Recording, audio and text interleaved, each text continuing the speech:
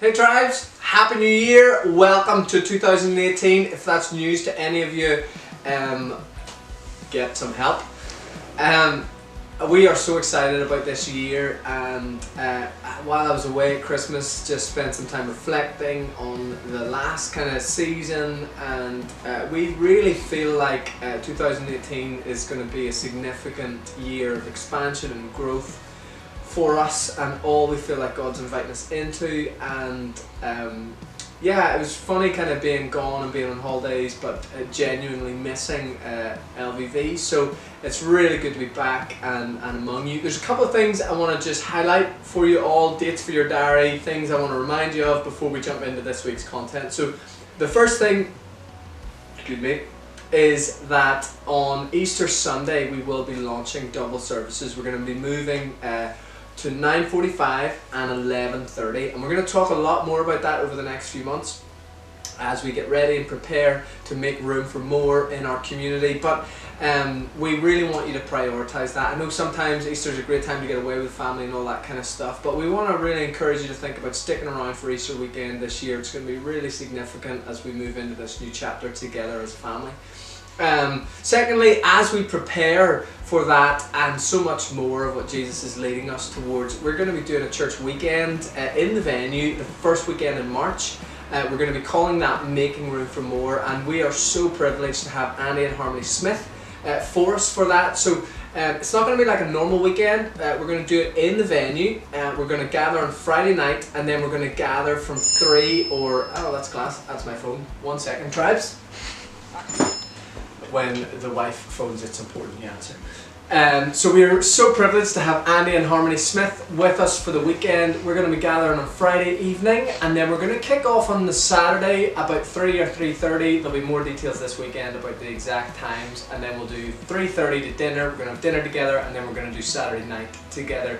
This is going to be a really significant weekend for us as a church family, and again, can you please prioritize those dates? It was deliberately not done the Saturday morning because we know lots of you have kids in sports and all that kind of stuff, and so Saturday morning is free for you to lie in, do sports with kids and all that kind of stuff, and then we'll be gathering again about 3 or 3:30 on the Saturday afternoon. So that's the first weekend in March, and we will have more detail about that this Sunday.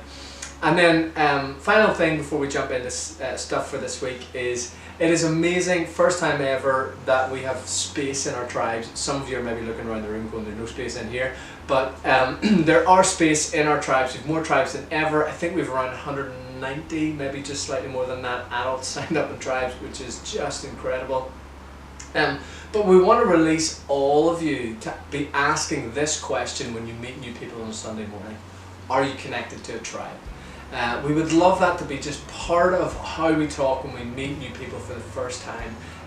That this would be, that you would all be released to invite people into your tribes, and that they would be growing. We've said this all along. Tribes are successful when they multiply, and we love that tribes are growing and the sense of community and life that's happening. Wonderful. So I hope you've enjoyed the last 2 weeks as we've jumped into our Rooted series. Dana and I have got the app, we've been working through it together, and it really has been amazing. We do the first 2 rhythms, Cave and Road, separately, and then we do Table and Fire together, and we really have found it so helpful.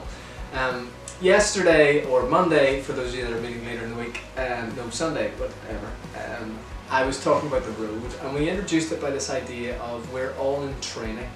And when the pressure comes on, our training kicks in, and whatever we've kind of fostered in our minds and our hearts comes out. And really the whole idea of Rooted is to help us in our training towards Christ-likeness.